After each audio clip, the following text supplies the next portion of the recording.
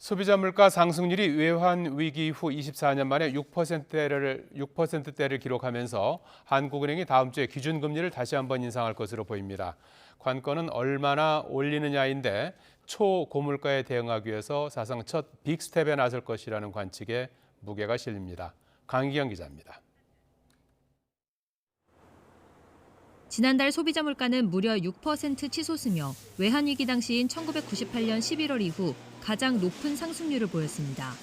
물가 관리를 제1의 목표로 삼는 한국은행 입장에선 기준금리를 인상할 수밖에 없는 상황에 놓인 겁니다. 관건은 인상 폭입니다. 우선 물가 상승 속도와 관련해 한은은 하반기 오름폭이 상반기보다 더 커질 것으로 보고 있습니다. 올해 소비자 물가 상승률이 물가 급등기인 2008년의 4.7%를 넘어설 수 있다고 전망했습니다.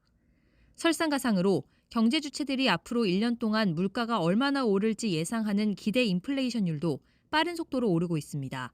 지난달 기대 인플레이션율은 3.9%로 2012년 4월 이후 10년여 만에 가장 높았습니다. 이처럼 물가 상승에 대한 기대가 커지면 상품이나 서비스 가격이 오르고 임금 인상 압력도 커져 물가가 계속 오르는 악순환이 반복될 수 있습니다.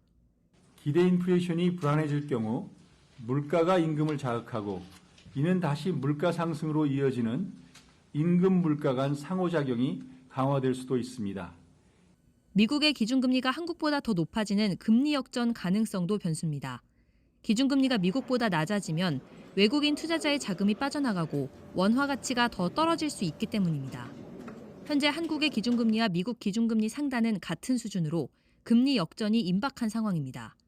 이런 사정들을 고려할 때 한국은행이 사상 처음으로 기준금리를 0.5%포인트 올리는 빅스텝을 단행할 거란 관측이 점차 확산하고 있습니다.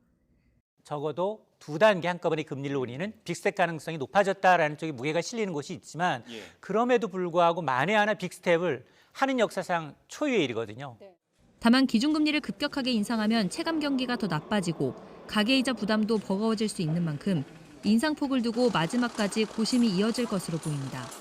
YTN 강희경입니다.